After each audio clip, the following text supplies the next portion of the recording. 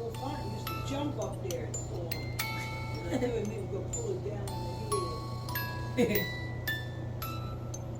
Well, that's going to be an outro or intro to the song. Elevate knowledge, This truth, is crazy. seek you. Don't follow the paths already traveled when that road doesn't feel right. Sometimes the way is don't follow the paths already traveled when that road doesn't feel right. Sometimes the way isn't forged and it takes trekking through the night. Know your truth, because no one else can for you. To gain refined and unique sight. Know your role.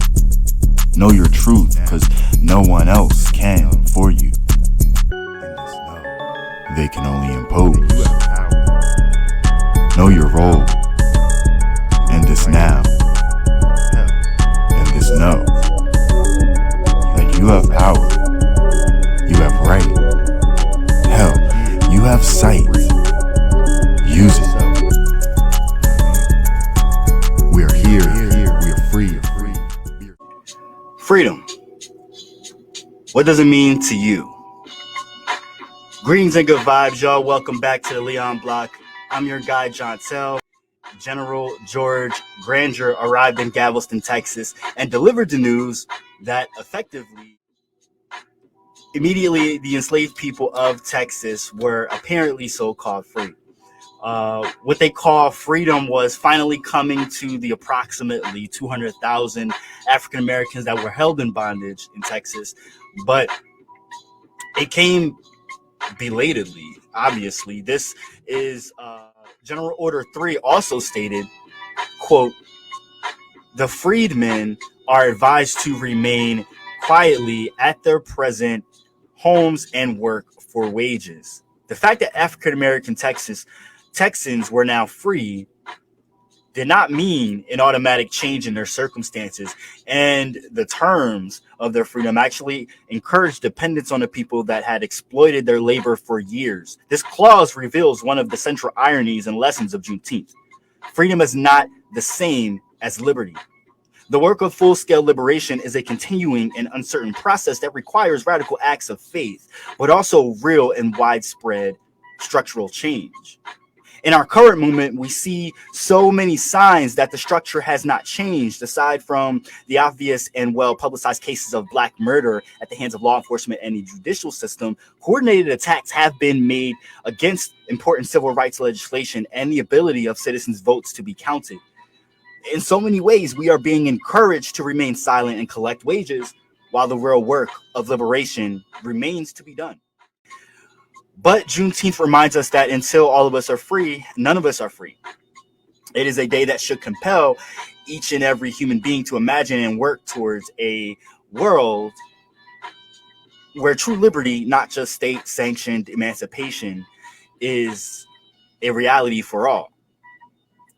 If it isn't just a day to cook out or listen to music. This is a day to reflect on the past and observe liberty. The movie 13th, the documentary directed by Ava DuVernay, discusses the U.S. prison system and reveals the history of racial inequality in the country. And it touches on the theme of incarceration as a form of slavery, given the loophole of the 13th Amendment. But this amendment may have abolished slavery, so-called, but the phrasing, quote, except as a punishment for crime whereof the party shall be duly convicted, and we'll get into that in a little bit, led to African American males being arrested and convicted over minor crimes at a higher rate than white men. What is the meaning of like that curvature? Is there any kind of significance to that? Yes, so that curvature represents a brand new horizon. So it's supposed to represent the sun. And you know, when you see this, especially even if you listen to the Black National Anthem, you know, facing the rising sun of our new day begun. When the sun rises, it's a curve.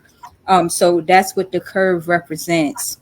It's just looking beyond that horizon to what's next, right? Remembering the past, but knowing that every day that we're allowed to wake up we're forging on. So that's what that curve represents.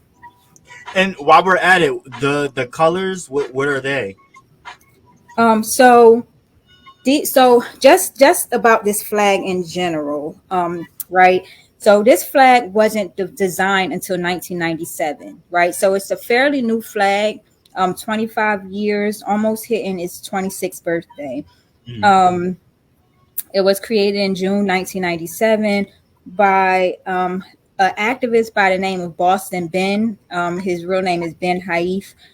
He designed this flag because he himself has started to learn more about Juneteenth and the liberation of, the last enslaved people out of Galveston, Texas. And he said we needed something that represented that, right? So in order to truly understand this flag, I feel, as with anything that's new, a lot is not done to dig up the past, right? So we just, we want to know because it's something and it impacts us, but we don't really do due diligence as people overall when it comes to really digging into learning the historical impact of a thing.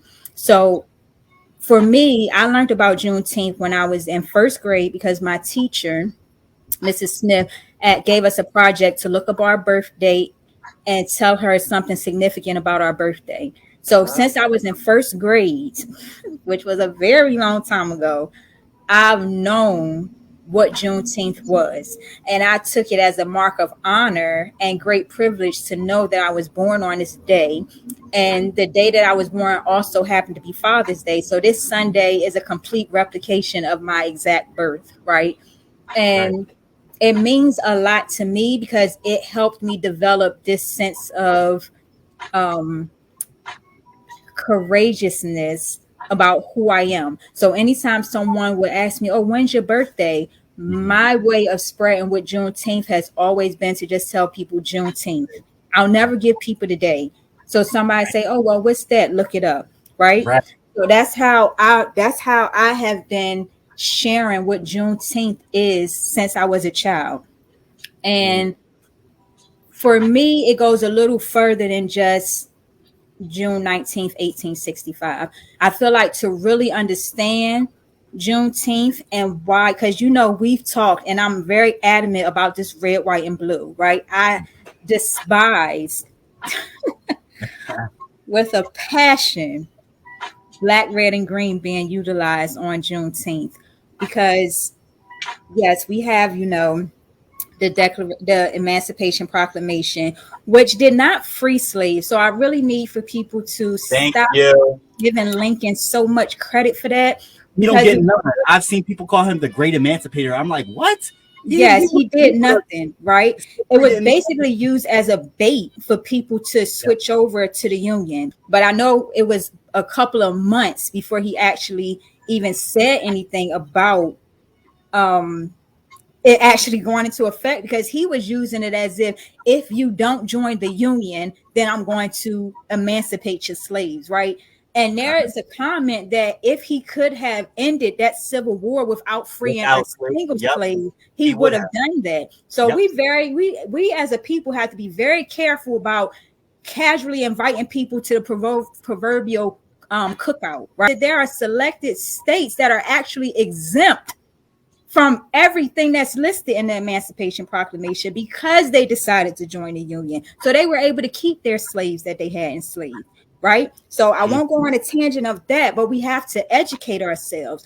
But on over here, and at that time, we have, the general order is being, sounded off. So now these freed slaves that been migrated, because those that are in Texas originally weren't in Texas.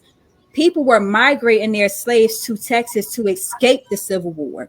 So those slaves that were in Texas were from Mississippi, Georgia, Virginia, everywhere, right? And we have this general order, stating that these persons are free.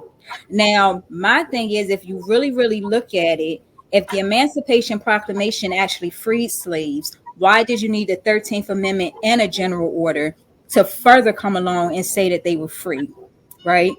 So with these two orders, persons in the United States are no longer slaves. That's what we believe, right? But then you have that little language, except. Anytime something says except, that means that, oh, so we're not really doing away with this. We're not doing away with this. We are just recategorizing it, right? So you're not a slave unless we make you property again.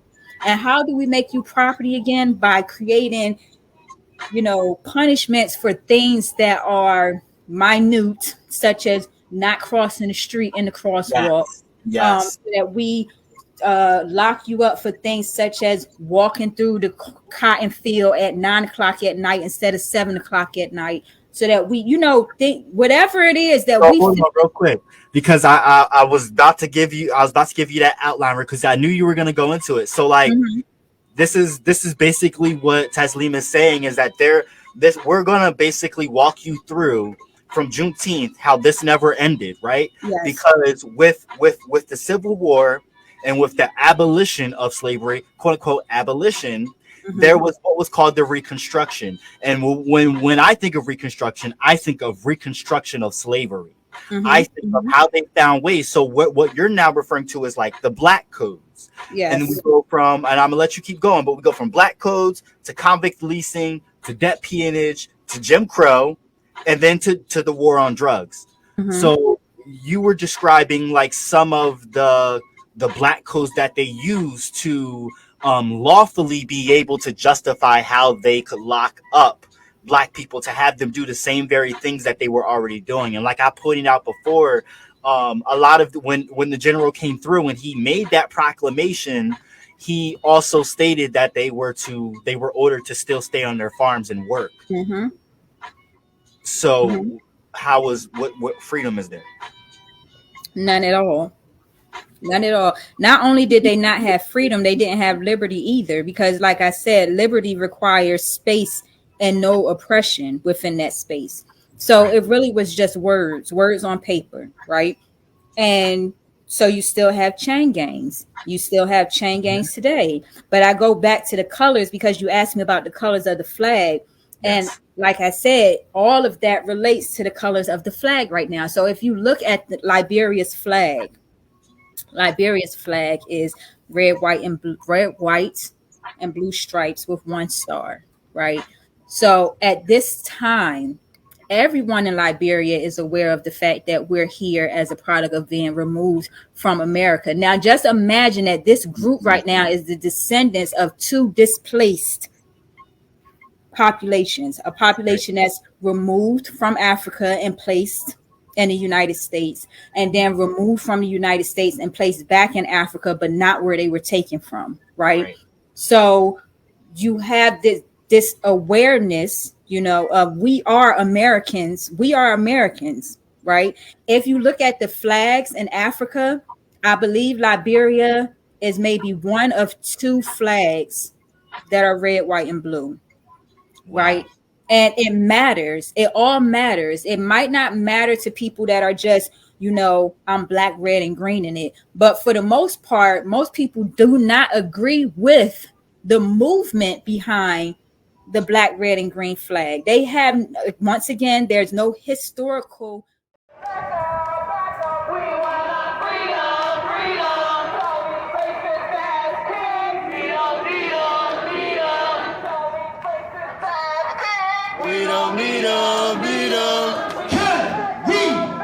What has changed? In 2022, police killed more black people than any other year. It's time to bring Black Wall Street back. But with the war on drugs, Culture, corporate interest, the amount of volume in the bank accounts of some of these activists. Color being hunted. That Freedom Ring is Tyree Nichols' death to young black men, and there literally nothing has changed. Police departments are fully funded. Anybody, that's easy. We do that 365 days a year, and on the leap year we do it 366. I don't think this is what King had envisioned in his dream. There's so many uncut gems that need to be freed, thinking they unpolished when really they hold the most beauty. Laying silent, walked on as they awoke into a world still divided, thinking it's divisible when it should be united. Not seeing that pigment is just part of the evolution, like a chameleon forced to adapt to your surroundings. So why is color being hunted? only thing that changed were the chains. Riot is language of the unheard. It is a language of the poverty. It is an outward expression of aggression and microaggressions and pain that has been festering, and people have had enough. Don't you dare speak for other people when you don't know other people's experiences and you haven't lived it, because you won't step outside of your fucking development and your little bubble that you live in. You want to talk all the shit you want, have the opinion that you want, but step a foot in my shoes and understand what I've 6 been times 5 plus 9. when you see the kind of things that people actually do destroy, they destroy corporate places. They destroy things that they're upset at and angry at. They destroy corporate America. And the things that they do loot are necessities and basic items that they need, like toilet paper and people have had enough. Don't you dare. With the war on drugs, with the war on drugs, With the war on drugs. And corporate It's interest. time to bring Black Wall Street we're back. all disenfranchised. No. To be a beautiful, dark brown girl raped by the headmaster at age 13 and made to have me a mixed breed was the right of the Lord, a decree by God. And still just as much a slave than not, because of that one drop, I would have been the children of the plantation's children. Both my parents' names. An abomination on both ends of the stick. I ain't saying anyone. I chose to be an independent journalist because I believe in the power of people. I believe in the power of us sharing our stories. I believe in the power of finding common ground, and I believe in the power of solidarity to demand the changes that we need. And I believe that independent journalism empowers people by lifting up voices and sharing those stories to people who otherwise wouldn't hear them. And it helps us find that common ground that we never knew that we had until we heard the stories. That's where it all starts.